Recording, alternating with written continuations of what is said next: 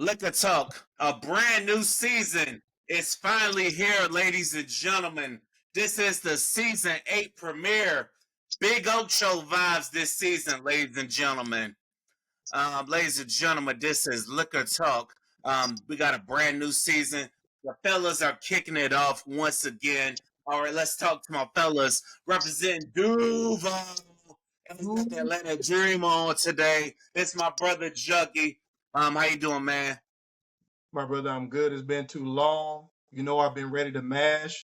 We got a lot of good stuff we're going to get into today. You know, I'm ready. Appreciate you. I appreciate you too, man. I appreciate you being the one person in the Tampa area I can count on. I appreciate that, man. We gotta do better in Tampa, man. We gotta do better. Hold on, let me bring back Godfrey. Anyway, all right. He come back on, y'all. He come back on. But ladies and gentlemen, this is the season 8 premiere. The fellas are kicking it off for the second straight season. Hey, Mr. New Orleans Finest, how you doing, dog?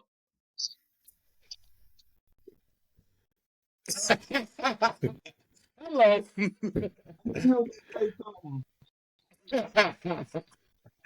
Hey, shit, I have to agree with it, you know? Some of these bad bitches, they have the highest standards, but the ones that got kids, go look at their baby daddy. Touche. Take a good look at their baby daddy and tell me what standards do they uphold.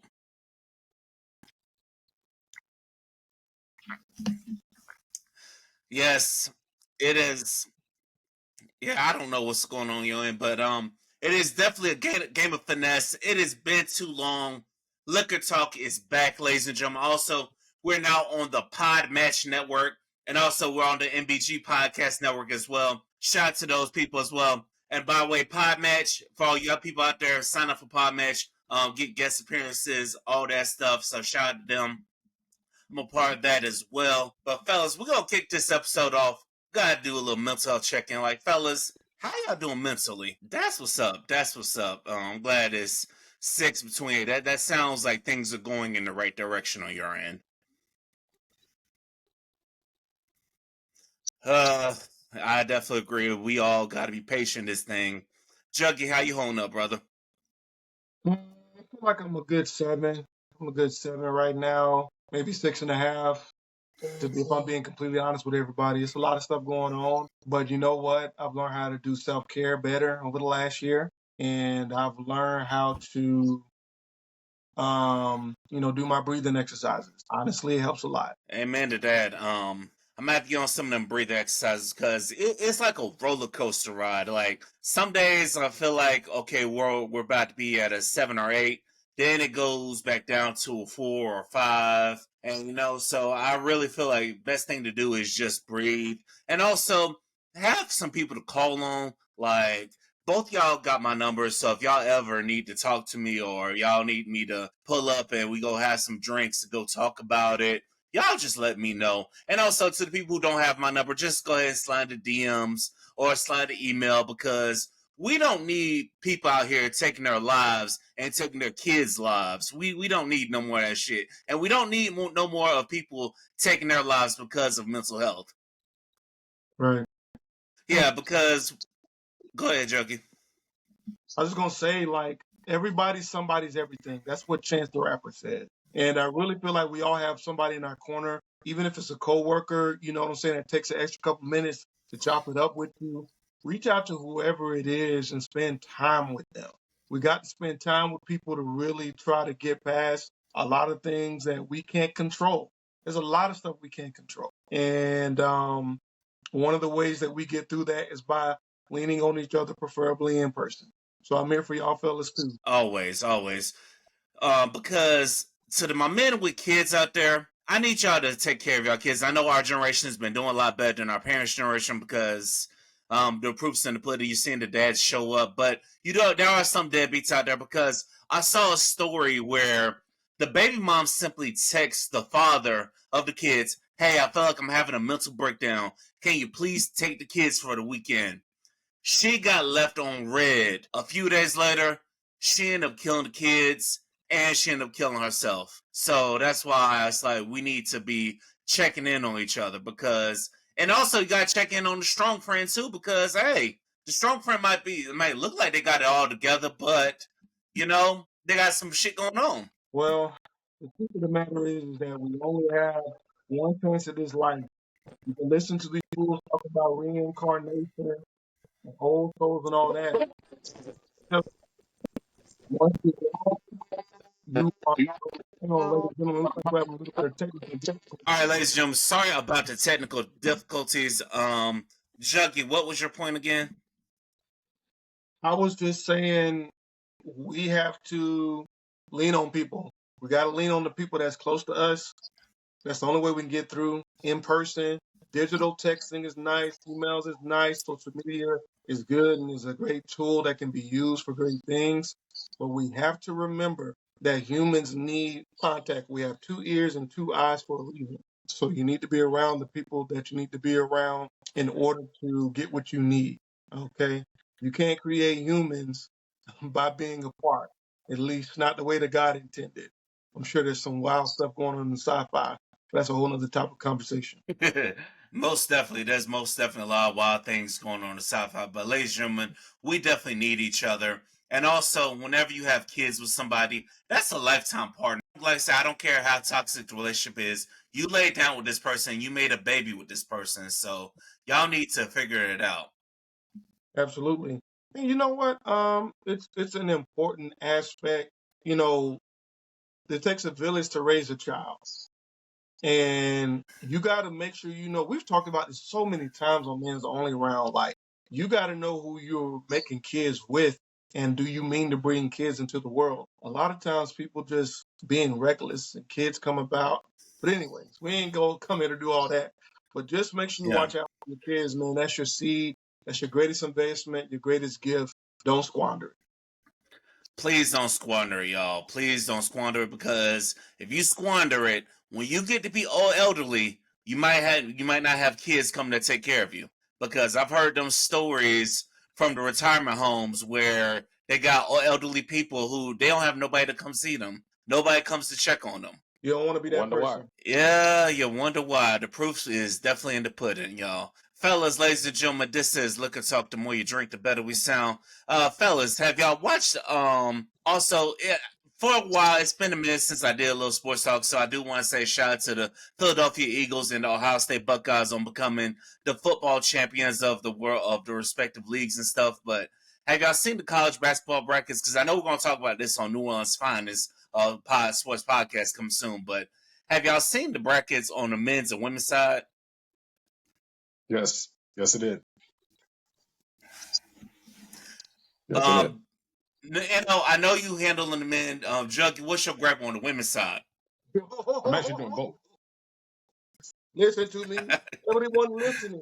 This is quite possibly one of the greatest seasons in NCAA women's basketball history. Paige Buchers, Georgia Amore, Lauren Betts, Audie Crooks, Juju Watkins, Hannah Hidalgo, Malaysia Fulwiler, Tahina Pau, Kiki Iriafen, and dozens more. So much parity, so much talent, one tournament. This is absolute can't miss TV. And for those of you who don't think that women's basketball compares to men, I got some news for you. Juju Watkins is in the same mold, got the same talent level that Kobe had coming out of Lower Meridian. And I'm telling you right now, the WNBA is about to change, and the women's basketball bracket, yo, it's official this year. They got a lot more participation. Don't miss out. Make sure you get your bets in on Webull. Make sure you get your bets in on crypto.com, because I'm telling you, the sports books in Vegas, they popping this year. So make sure you get your stuff in. It promises to be a really, really good tournament. You don't want to miss this one. So Yes, I'm yes, gonna it add on to does. Juggy's point. But I'm gonna add on to Juggy's point. I'm doing the men's and women's. You know what I mean? I was more intrigued by the women's bracket because I'm only gonna pay attention to like B Rivers. I'm paying attention to the whole team, but there's three teams I'm paying attention to. LSU because of Flage. She has my right heart. So Flage, aka Thug Passion. So the Juju, to me, I heard in a comparison, it kind of like I didn't think about it until the guy said it. I want to say it was it Marcus Spears or Ryan Clark? one of the ESPN analysts, they were doing the women's bracket, and they were reminding me. They said Maya Moore reminds them of Juju, or flip it the way around. Like Juju reminds you of like Maya Moore.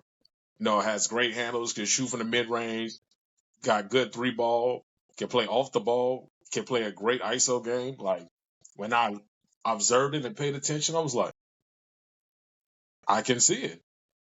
And like Possible. I'm still standing on business. I don't care what Juggy got to say regarding this. I'm taking my baby Simone Augustus and Maya Moore over Cheryl Swoops and Cindy Coop any day of the week. To me, they're the greatest tandem in WNBA history. We could debate that all day. We could debate it all day. We could do it. I don't know. Simone Augustus don't got no 3 balls. She gets smoked. I mean, it's a good debate. It's a good debate. Cheryl Swoops got to see Simone. And I'm just gonna leave it at that. We're gonna say that debate for. We're gonna say that both debate. gotta see each other because. Go ahead. Yeah, we're gonna have to save that debate because I don't know how you could top 4 straight titles to open the season, to open the whole WNBA. First 4 years of the WNBA, your team win the title. They need to bring back the Houston comments. But yeah, I definitely agree. But as far as the women go, I'm definitely looking at South Carolina. Can they get revenge on UCLA? But I like the parity. I like the transparency. I like not seeing a HBCU as what's going on with Vic. Yeah, because Norfolk State got 13 seed. I'm like, come on. I'll let on to your point. The best game of the tournament, and I'm gonna call it right now. USC versus UConn is gonna be in the Elite 8. That's gonna be the game of the tournament. That's gonna be game of the year. Paige Beckers and Sarah Strong versus Juju Watkins and Kiki Riappin. Boy, that's blockbuster all day long. That might be you might be right about that. We might agree on that. That might be the game of the tournament. That's heavy hitting right there. Now, I want to ask Juggy this question. You a college basketball women's person. I'm starting to grow into a Michaela Blakes fan from Vanderbilt. What's your take? She's an all-star caliber player, very underappreciated. Possible sneak pick in the WNBA draft coming up on April 14th. Y'all see my dream up here. She's freshman, by the way. Right. I don't think that Vanderbilt has enough depth to make it past the Sweet 16, but stranger things have happened. I'll just leave it at that. Yeah, Vanderbilt doesn't have depth. Think about this. It's happening when it comes to the tournament. Think about the depth that South Carolina has with Don Staley, legendary shoe-in Hall of Famer, right? Think about the depth that she has on that team where she could just, when they get reserves in, the reserves are equal to each other. Like there's no drop-off. And so with Vanderbilt, their starting 5 is good, but when you look at the depth on the team, that's where you're going to run into problems with some of them bigger programs going into the women's tournament. So anything can happen. Cinderella runs are always possible. That's why it's called March Madness. But there's some blue chip WNBA talent. Thank God they're expanding the league by a couple teams because there's so many good players. So, yeah, I can't wait till we do that episode. Y'all check us out. New Orleans Finest. I'm sure he's going to fill us in on that a little bit later. Oh, yes. Yeah, I know. I got you. Yeah. As far as the men's side go, I'm looking at Florida because I watched Florida just walk everybody down in the SEC tournament because the SEC got like 14 teams in and Florida still came out on top. I'm looking at Florida like, y'all need to go ahead and bring this home because this is giving me 06, 07 Gators kind of vibes. So I definitely think Florida can take it all the way. But I do see Duke being a threat, assuming Cooper Flag is healthy. My personal opinion as a blue Duke, well, I'm going to say this. I haven't watched college basketball like I used to. But for what I've seen, the highlights, watching a couple games, John Shire, he's doing his thing. Now, I'm not going to be like other fans and try to compare him to like Coach K because Coach K is an icon. But John Shire, he's holding his own. He's been kind of maintaining with the pieces that he's been recruiting and building alongside Cooper Flag. With his injury and how the competition always is with March Madness, I can see them getting taken out in like the round of 32. I personally do, but yeah, the SEC, I can see like 2 or 3 teams going to the Final Four. It's that loaded. Yes, the SEC is that damn loaded. And what's funny is the 2 teams in the SEC that didn't make the tournament are dominating women's basketball, LSU and South Carolina. LSU didn't deserve to be there. Like they basically were badly recruited. They kind of gave me Ben Simmons recruiting class energy. Like, it was just bad, awful. It got so bad, they denied the NIT tournament the second time. Just the second time ever, they declined an NIT invitation. Dang, that's how bad it was. Damn, LSU. That's how bad it was. It's like, It's just like, bro. shit, I remember back in the Go ahead. It's like, bro, I remember back in the day, LSU made that surprise Final Four run way back in the day, but I'm like, I don't know what happened since. Cinderella team. That's kind of like Butler. They made it to the national championship game, and you kind of haven't really seen them go any further than what they've gone. Yeah, They brought some money in. They brought some money into their organization. They brought money to the program, but like once Gordon Hayward left, once Brad Stevens took the Boston Celtics job, like you didn't really hear much of Butler. Like they might have won like a conference tournament, 2 of them, but the best they've done is round of 32, maybe an NIT tournament, to my knowledge. Yeah. Oh, that reminds me. On the women's side, don't look now. But the USF Bulls won that conference championship. Got an automatic bookend into the tournament. We're undersized, but you better watch out. You better watch out. What region? Yeah, I forgot what region USF is in because I saw that too. I think they were like a 13 or 14 seed. I don't remember the region off the top of my head. I gotta look it up. But yeah, I think they're on the Albany side. I'm not for sure. But yeah, USF, they've been doing their thing. I mean, it got a lot easier ever since Connecticut went to the Big East, though. So, but they've been that dominant team. So I have to give USF credit. But I do know USF's men's team. Let me see. Okay, y'all beat Rice in the AAC, AAC tournament. Oh, y'all the 12th seed. Y'all played Tennessee. Yeah, our region. Let's see. What region? In Ohio. Ladies and gentlemen. Wherever the Value City Arena is. Yeah, Birmingham. Ohio. Region 3. Is the Ohio region? Texas, Ohio State. Lord have mercy. That's some tough sledding over there. But I don't think that's the worst bracket, though. They said the worst bracket is supposed to be where Texas or USC. They said those were the worst like regions to come out of because that's some powerhouses. Yeah, if USF was gonna do something, it's probably the best region probably to go to get there if they make that magical run. So it's a lot of it. The one thing I love about basketball, about NCAA basketball, both for men and women, one of the most beautiful aspects is that the small schools that people normally don't think of when they think of colleges in the United States. Those teams like the Butler, that Godfrey mentioned, I actually know about Butler because of basketball. This is a smaller, I believe it's a private school. Anybody can make it. Anybody can make it. And I really think that it's an exciting time. Again, we're going to have a whole episode on it, so stay tuned for that. Yes, stay tuned for that. I was gonna say add on Juggy Perm. Like, here's what crazy. I was gonna add on the Vic and Juggy's Perm. Like, it got so interesting with women's basketball. I saw Harvard's in the tournament. I was like, what? Harvard? Yep. In women's basketball, I said, yo, whatever the NCAA is doing, keep it up. Continue to spread that money around. Don't just rely on like the power conferences.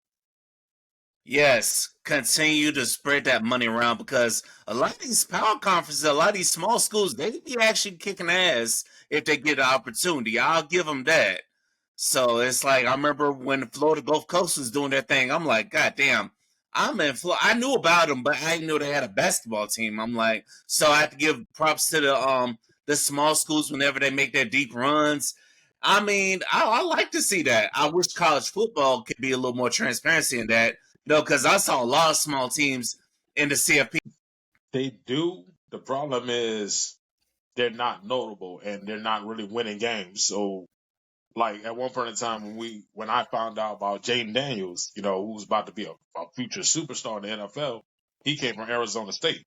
And as talented as Jaden Daniels was, he knew that he could only do so much at Arizona State. That's why he transferred to LSU. Yep. Mm-hmm. They're going to start. They basically, what I'm looking at now, and it's interesting that I'm talking to both of y'all about it here, man. The way the NIL deals are set up in college football, I currently call this the Cam Newton approach. It's the Cam Newton method, because if you remember Cam Newton's story before he got to Auburn, he started out at Florida, got suspended over like stealing computers, which is absolute ridiculous. But he got kicked off the program, ended up going to a junior community college. He went to the junior community college, got enough cachet so he could get transferred to another program that got him enough exposure, and then he ended up going to Auburn, national champion. Now you look at all these other players, these former Heismans like Jane Daniels and Max Scatterbo and Joe Burrow, who originally came from Ohio State to LSU. They're literally following approaches that, you know what, I'm going to get some exposure here, or they're not giving me no playing time. I'm not finna have guys like Nick Saban hoarding me out, play third, fourth string quarterback when I'm a 5-star talent, and then I gotta go to another program. By the time I can get my shine, I graduated. Now I gotta use up all the eligibility. And now what you're seeing is, of course, we talked about this on Men's Only Round before, but now what you're seeing, to add on to No's point, is that now there's more gravity. Now there's more leverage in the hands of the players, in the hands of the students that are in college, with the NIL deals that they have, and schools creating their own NIL programs in order to keep, attract, and retain college level talent. Now what you're seeing is kids are saying, hey, you guys at the school, the coaches are making big money. The coaches are getting 10 to 15-year contracts. The coaches are eating good. The school's athletic department's eating good. We want our piece because we're out here doing the heavy lifting. And so the landscape has shifted. And while there may be some issues with immaturity with students and, kids coming out of college, coming out of high school and going into college, now what you see is colleges really having to work to get the students, which is what it should have been all along, and kids really being empowered to reach to the next level because they're actually making a paycheck. It's a bigger incentive than, say, I want to play for the University of Alabama. In football, yeah, that's a big thing, but it's like, I busted my knee. What do I have to show for it? Nothing. And so just like, Deion Sanders did with his two sons, or did with his son and did with Travis Hunter, he bought those insurance policies. And so now they're good no matter what happens. And so just to go all over sports, but specifically to the basketball March Madness that we was talking about, it's a lot of parity all across athletics. I can't wait to see this tournament. It might be one of the most exciting tournaments to date. And that's saying a lot because the Caitlin Clark phenomenon last year is about to be eclipsed. Absolutely. Let me add this. I'm gonna need Angel Reese to stop trying to make threats when she's not really like the big deal. Talking about like we need to get paid more or she's not longer playing. I'm like, all due respect, as beautiful a young lady as she is, and I believe she's going to be a mogul. Like she has mogul intangibles. Only person that can pull that off is Caitlin Clark. She's not Caitlin Clark. They're going to literally, if Caitlin Clark says, I'm not playing until you pay me, and she's already getting Nike deals for like $28 million before she would touch the WNBA basketball court, bruh, if she pisses on the floor, they're wiping that bitch up. Angel Reese and Caitlin Clark are nowhere near in the same stratosphere. So respectfully, humble yourself. Humble yourself. We're going to talk about this more in Godfrey's March Madness show, but I totally disagree with that take so much. But I don't want to get too off kilter. Vic, what you got for us, man? Before we keep going. Listen, I don't want to get off kilter either, but when add on to Godfrey's point, when y'all making Antonio Brown make sense, because it's like you gotta look at the revenue, what y'all bringing in and stuff. It's like, come on, injuries you was starting on, I agree, but come on now, when we gotta look at the fact that they're not bringing in that much money to begin with. So, but yeah, we're gonna get further into it on Godfrey's podcast on New Orleans Finest. We're definitely going to get further in depth with it. So I definitely agree, and I can't wait for this March Madness season because it's a lot of transparency, it's a lot of fluidity. So it's going to be lit, y'all. Watch this tournament, to watch the upsets happen. I want to see one of these Cinderellas beat a blue blood, because personally, I would, if I saw that the Final Four is going to be in Tampa, I want to make a visit out there. It's about 1 hour away. I don't even care who plays. Like I said, if there's a way I can see like Juju versus UConn, because Gino Auriemma, like to me, one of the greatest women's basketball coach, not named Pat Summitt. And Don Staley, we add Don Staley in the category. We're not even finna have no conversations. Ain't gonna be no butts in there. When we talk women's basketball, you know what I mean? We talking Don Staley, Gina Oriyama. I'll throw in Kim Mulkey, even though she be talking mad shit. And we're throwing Pat Summitt. RP to the legend. RP OG Pat. Yes, R.I.P. to the legend. OG Pat, yes. She was the first great coach that really got us guys watching women's basketball. Rest in peace to Pat Summitt. I ain't gonna lie, Tennessee hadn't been the same since she passed away. So OG Patty Mayonnaise. R.I.P. Yes. And yes, Godfrey, pull up. Well, even if we find a bar to go watch the games at, because I don't know how much tickets are to get in. So, but I said I went my. Oh yeah. So we might have to maybe find a couple bars in Tampa to watch the game at. Or, hey, y'all just let me know. I'll try to do my best to get those weekends off. So yeah, I know for a but fact that was ladies spot in and gentlemen, downtown Tampa I went to. Like, oh my god, that was a little fine little chick who worked at downtown Tampa. I'm like, oh Jesus, with the leggings too. Oh, Okay, Godfrey. Okay. I'm here for it. But ladies and gentlemen, once again, this is Liquor Talk. Speaking of fine ladies and men and dating, fellas, what are y'all thoughts on the men that have just said to hell? say it again. Did y'all hear me, fellas? What y'all think of No, men that are just chilling when it comes to dating? Like, we're not really out here dating like that. What do you think of the men that are just sitting here just chilling, living life, not really focused on dating right now? I'll let Go ahead, Jimmy go Godfrey. first. No. I went first last time. It's your turn to go first. All right. Simply put, like the dating pool is trash, bro. The dating pool is awful. Women. I mean, here's the thing: women, the men are following the women's playbook. They're focusing on themselves. They're focusing on their careers. They focus on their priorities. The men are kind of doing the same thing because they realize most of the dating pool that they come across, they either come across women who are secretly single or they got multiple kids with multiple fathers, or they come across women that kind of being around the bush, or they just focusing on themselves. So for the guys Mm-hmm. that's chilling, they kind of like taking that same page out the playbook and just realizing like, hey, let me get myself right before I can find Miss Right. I remember watching an interview with David Banner, like literally was watching an interview with David Banner on the Breakfast Club, even though for back homie like 50 years old, where he said, you know what, I'm ready to settle down. I've done everything I've done with my career. And even though the age may be a bit like a little off kilter because you don't get the chance to enjoy your seed, your little youngins as you get older, because when they get to like teenager age, David Banner gonna probably be like in his 60s. But it's all about self care as you get older down the road. But it burns down to like, some people are just focusing on themselves and not trying to deal with the headache, because that's what they've been seeing lately. Like there's so many, like, it's so crazy how there are actual women being influenced by like Sexy Red and Glorilla and like Lotto. They rather be like bad bitches instead of classy ladies. But you can't really fault them because we're the ones like leaving these good women behind for the bad bitches. And then we get mad at the good girls for turning into the bad bitches. Now, to your point, I feel like it goes both ways because a lot of women they say they want a good man, but they leave the good man for the hood niggas, for the drug dealers, and for the dumb niggas. And then when they get knocked up by them or treated wrong by them, then they want to run back to him 10 and 20 years down the line, and this man done got his shit together. So I'm like, y'all ignored us for years, but now when we do it, it's a problem. What do you think, Juggy? So there's several things going on, right? You guys know that I'm very analytical. I've been in the podcast game for a long time. I've also been, married for a few years, so I have a little bit different perspective on it, right? So there's three big things, right? I'm gonna go from bottom up, in my opinion. Okay.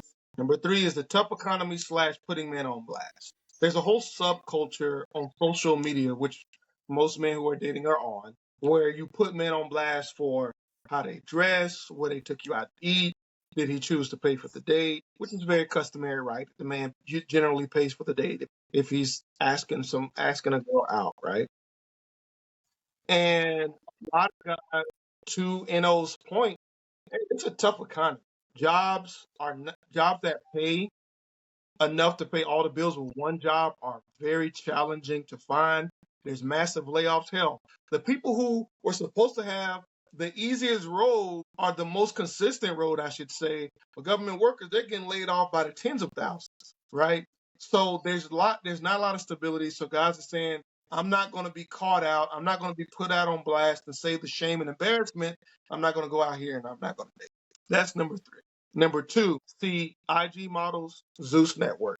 If you know anything about Zeus Network and the type of shows that it produces, that is a microcosm of kind of where the dating scene is at. Everything is a reality TV show, the Love is Blind and stuff, and people are looking for love.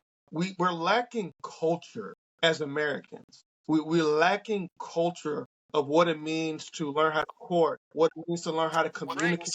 The What do you say, hell? guys? So you're talking about a lack of culture altogether. You're talking about, boys not being trained up right, girls not being trained up right, kids growing up without parents and positive role models, growing up unstable. All of this contributes to unstable, unhealthy adults with various types of mental and behavioral issues that are just not good for the at-large dating. And when we see what's influencing younger people and people who are more likely to be on the dating scene, although I know it ranges now in the 40s and 50s and stuff like that, when you're looking at what's on TV and like who's influencing these different dating pools, it's not good. It's not good at all. Now, there's some good shows out there. There's some good podcasts out there that, are trying to help people out and trying to help people get the skills that they need, those soft skills, those emotional skills, those intercommunication, those interpersonal skills that they need. But at the end of the day, it's just really, we really got to set some standards in our culture. And I don't think we should let Hollywood dictate that. And I definitely don't think we should let social media, the TikToks and the IGs, Facebooks and Twitter, we shouldn't dictate that. But that's a lot of what we spend our time on, and we're not spending time with other people.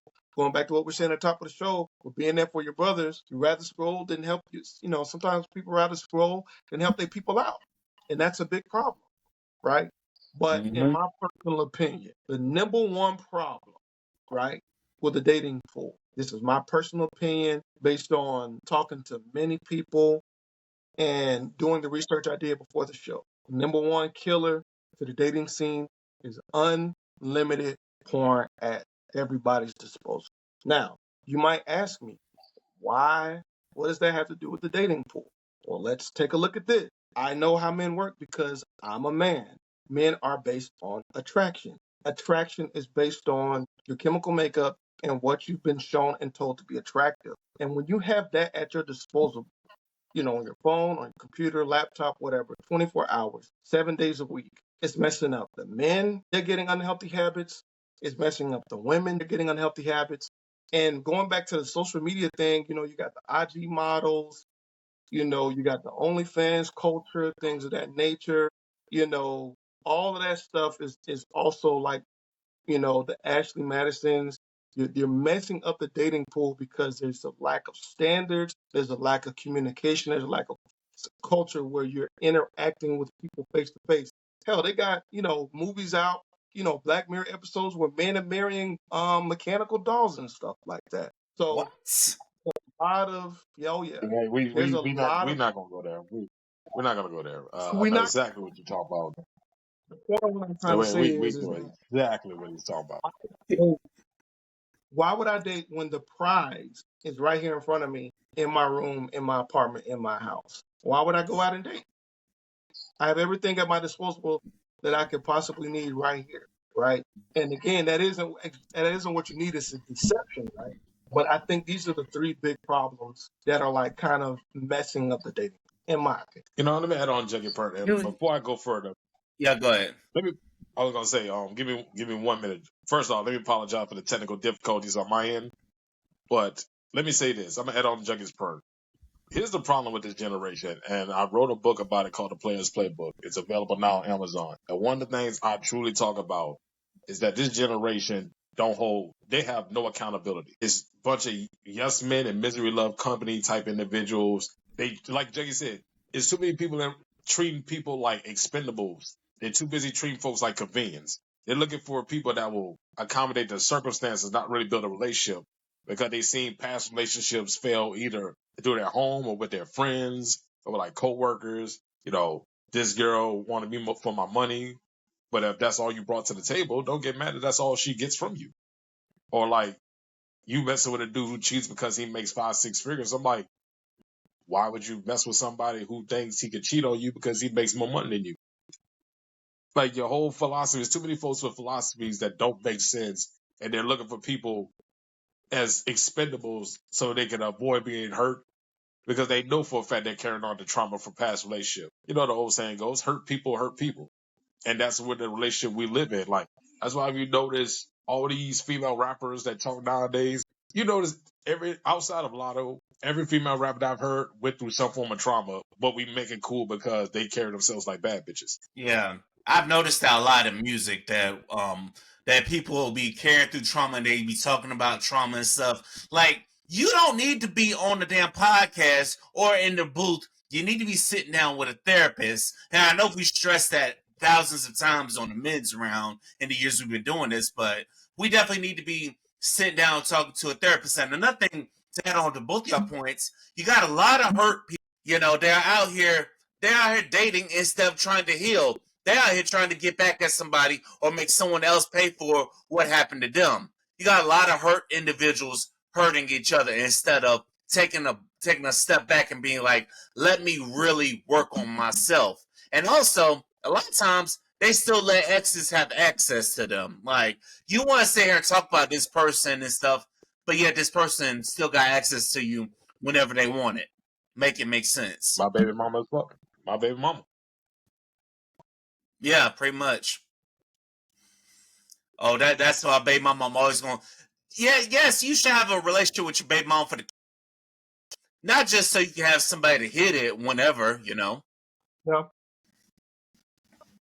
And I want to say this, right? So we're sort of in this culture where like everything's about being recorded, everything's about what looks good online, everything is about how many views I can get. And I understand that's not the whole dating pool, especially like the 40 plus crowd is less likely to do that. But you're looking at there's a lot of factors. Our economy is in the trash. It's hard to get good stability with jobs. All these things affect the dating pool. People don't read anymore. We live in a microwave culture. I gotta have it, and I gotta have it right now. I need my money right now. We all do. But in some other areas, that's not necessarily a good thing.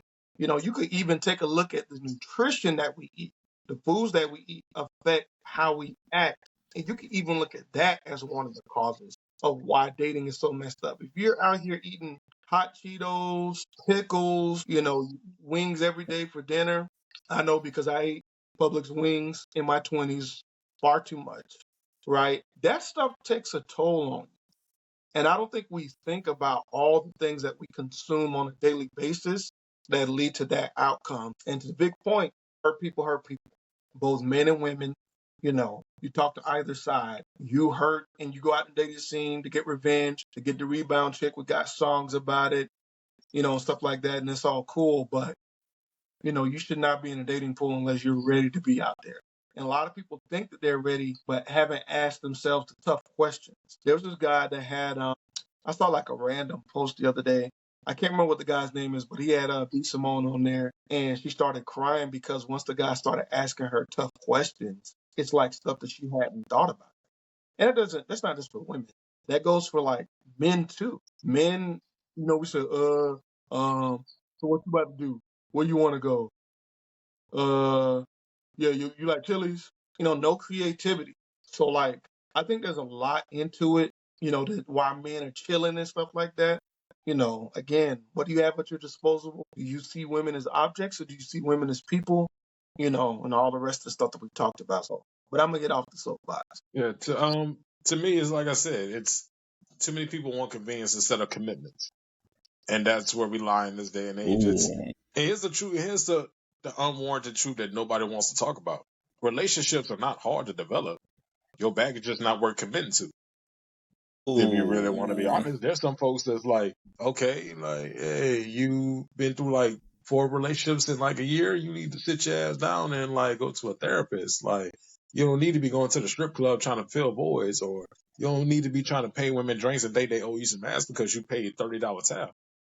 Like, it's the entitlement that we're living in. And what I've learned over time, and I was watching a Joe Budden podcast, out of all the things I watch here, there's a guy on there.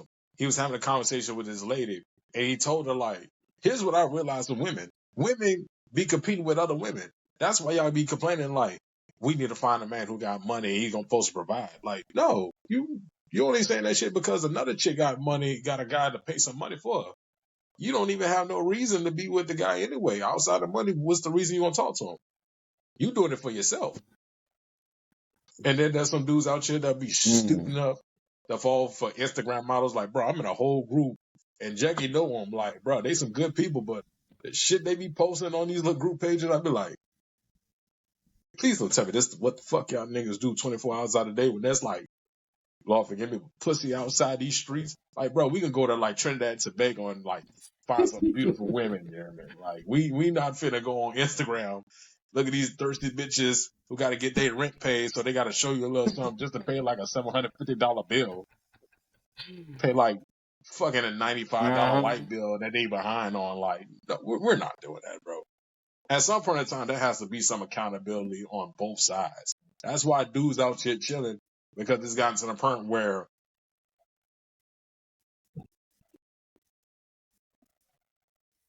and that's exactly that's the problem. And a lot of times, people that will come to social media talking about their issues, they'll hop on the podcast talking about their issues instead of trying to squash it with that person or having one person that they can talk to, not on social media, not telling America your business. Because if you keep telling on yourself, eventually people are gonna realize that the common denominator is you.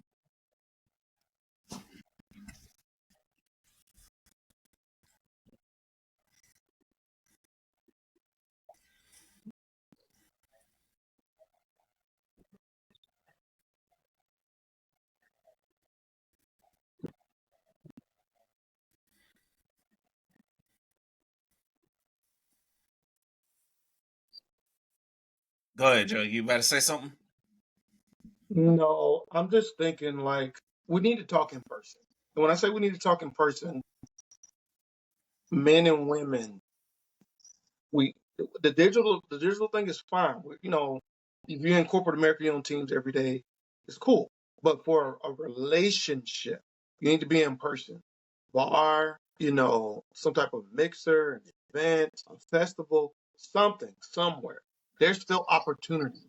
And if you stay in your house and, again, I met my wife online and some of our friends did too.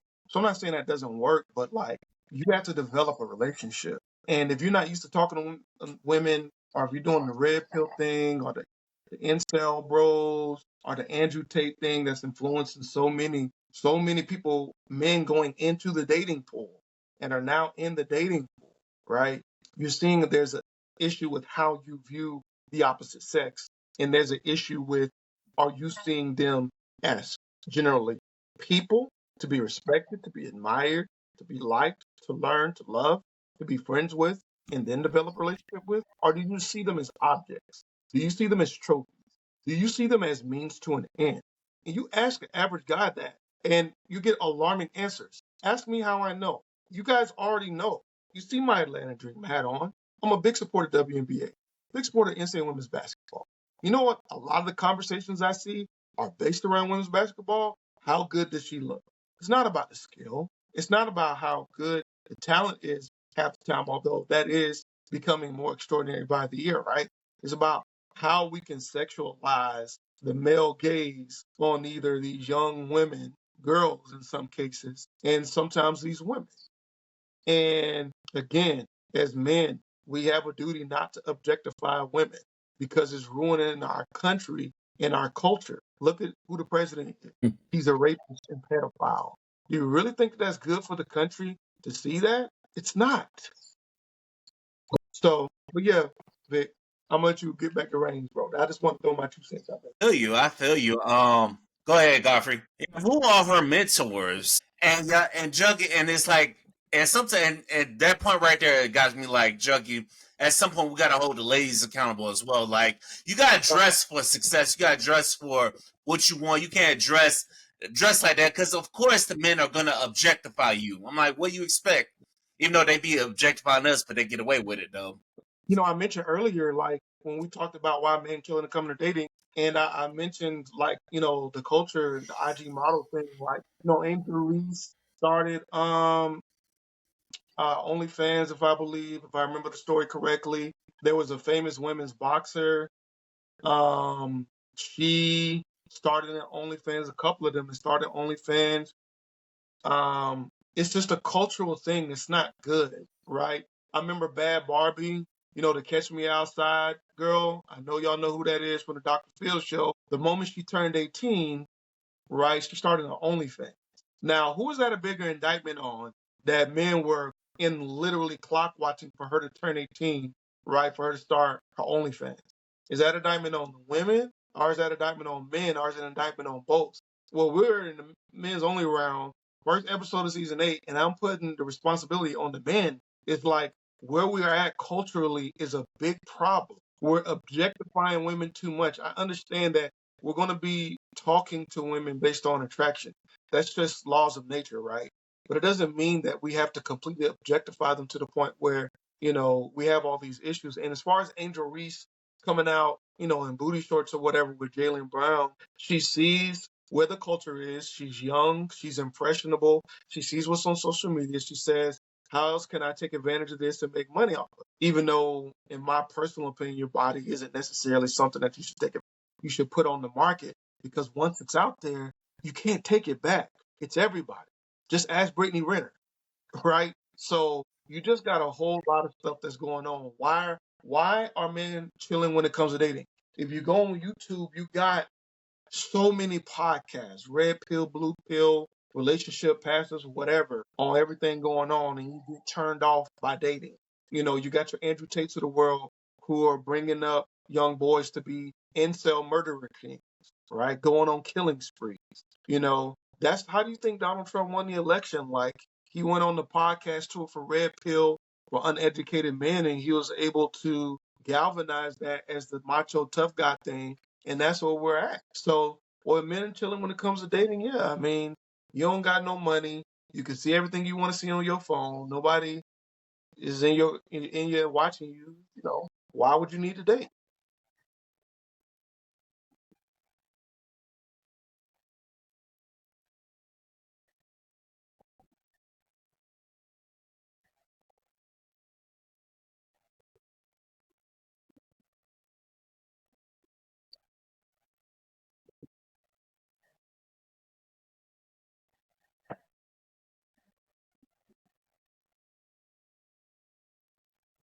It really is.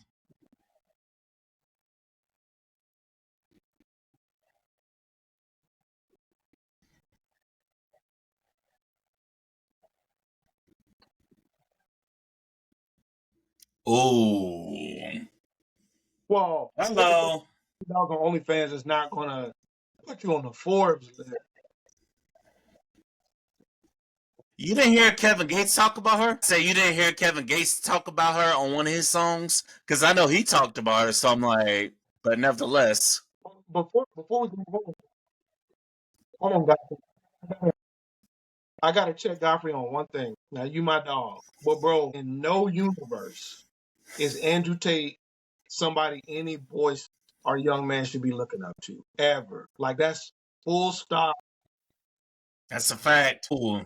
Wow. So she was front. Wow. She was fronting the whole time. Damn.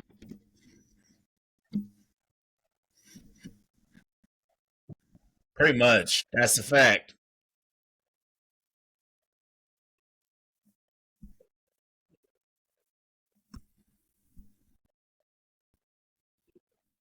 Yes.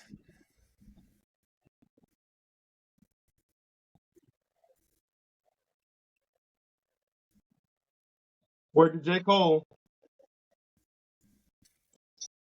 Yes, word to J. Cole, because J. Cole definitely said that on a song. Don't save her. Yep. Yeah, you were definitely caught in the moment, and then nowadays a lot of men out here, they don't want to pick up it's they don't want to pick, they don't want to feel like they have to pick up the slack. They don't want that responsibility. Like, and then now some they do, but I say more power to you because it's like you don't want to. Because I remember something Andrew Tate said that what if you grow attachment to that kid? Then what happens is if they break up, you lose the kid, you lose her, and then also she might be trying to put you on child support. It's crazy. And I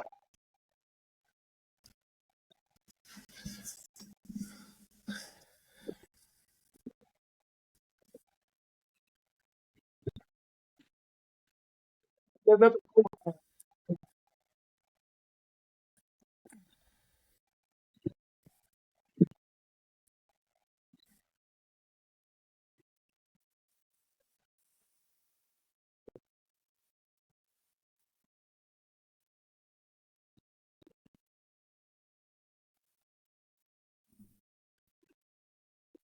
You know, Pretty much.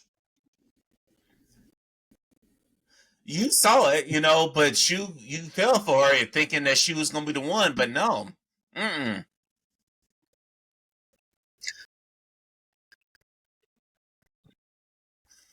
I was believe it or not, I was in that bro. I don't know. I feel you there because I was in a situation like that in Jackson when I lived in Jacksonville as well, and it's like, luckily I got up out of there after the chick gave me COVID, so it's like I had to cut.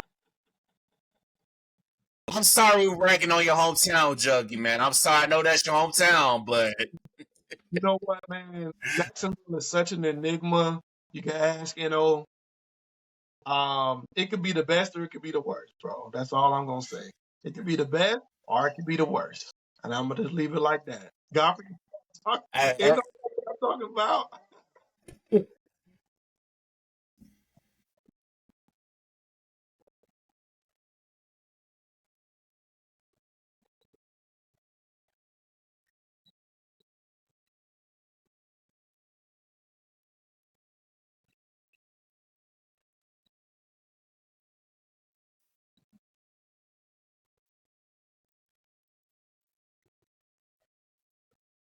Right, right.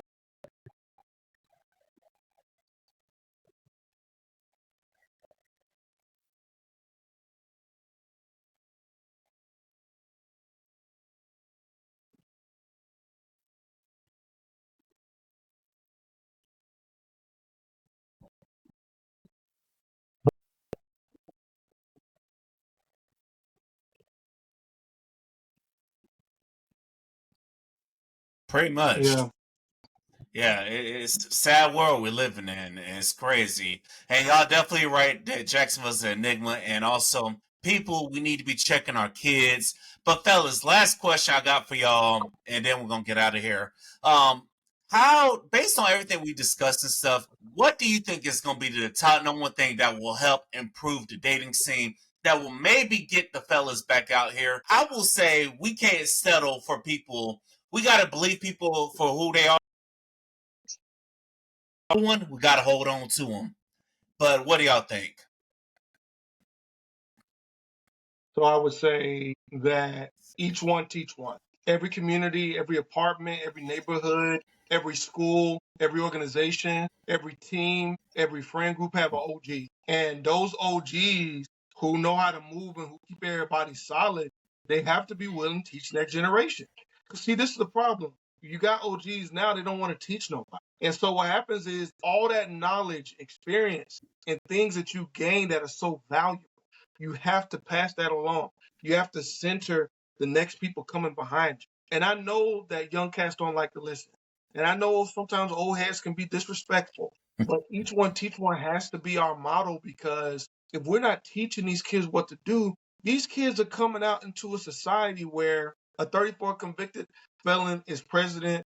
We're going back to colonial America. There's bad economy, low paying jobs, pre-civil rights, the food quality is bad, the water quality is bad, the air quality is bad, planes are crashing into each other. Who would want to become an adult in that type of environment? People getting shot up. People getting shot up for no reason. Kids Yeah, bring kids to school.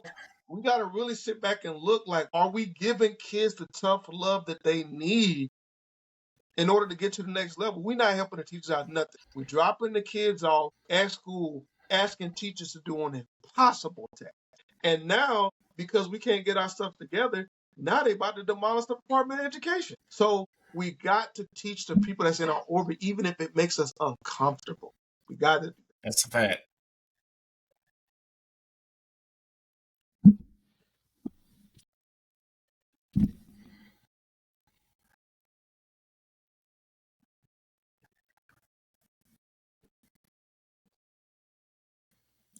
Thanks. That is major facts right there. That is major facts. We definitely got a lot to improve on. We got more conversations to have.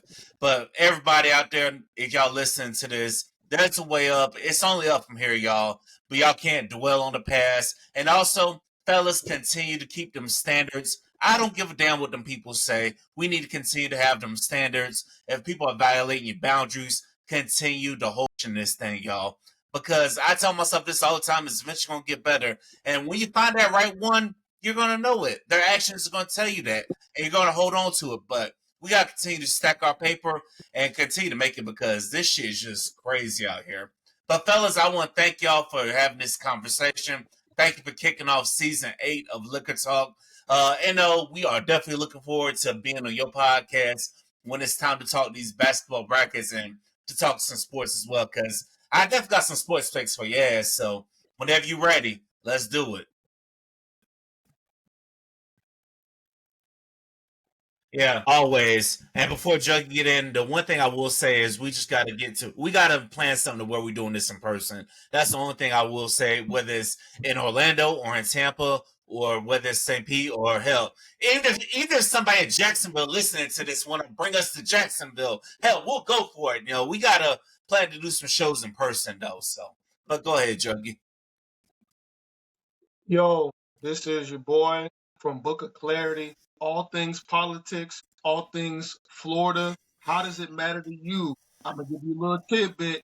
Guess who spent $250 million of taxpayer money on political campaigns and lost so bad he wasn't even a consideration? You don't even want to know who it really is. Just check my page. You can follow me on YouTube and TikTok at Book of Clarity.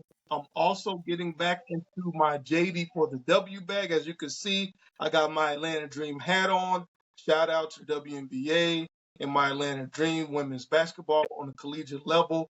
The WNBA draft is coming up on April 14th, and I promise you, it's some generational cornerstone prospects up in that class. Thank y'all so much, Vic. Much love, you, my brother, always. We are going to do this in person. We are going to blow it up. We are going to have the merch available one day. It's all coming, baby.